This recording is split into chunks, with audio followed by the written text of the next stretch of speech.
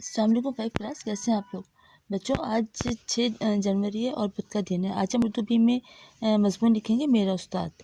سب سے پہلے آپ نے ہیڈنگ دینی ہے میرا استاد، اور پھر لکھنا قرآن و حدیث کی روشنی میں استاد کا مفہوم۔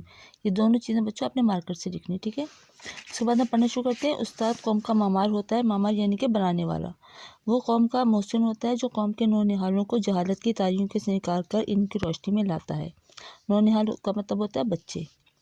قرآن مجید میں ہے کہ الرحمن علم القرآن، یعنی کہ سب سے زیادہ رحم کرنے والے اللہ تعالیٰ نے قرآن کی تعلیم دی۔ گویا سب سے پہلے استاد خود اللہ تعالیٰ ہے۔ نبی کریم صلی اللہ علیہ وسلم کا ارشاد گرامی ہے کہ مجھے صرف معلم یعنی استاد بنا کر بھیجا گیا، یعنی استاد کا مقام اتنا بلند ہے کہ خود اللہ تعالیٰ اور رسول اکرم صلی اللہ علیہ وسلم نے استاد بن کر اس منصب کو عزت بخشی۔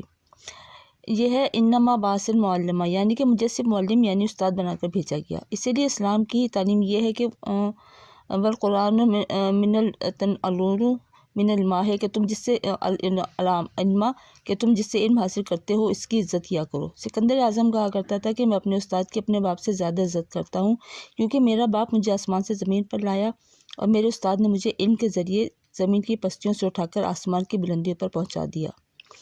ہارون رشید کے بیٹے اپنے استاد کے جوتے اٹھا کر لانے میں ایک دوسرے سے سبقت لے جانے کی کوشش کیا کرتے تھے۔ استاد روشنی کا مینار ہوتا ہے اور اس کا احترام اسلام کی خصوصیات میں سے ہے۔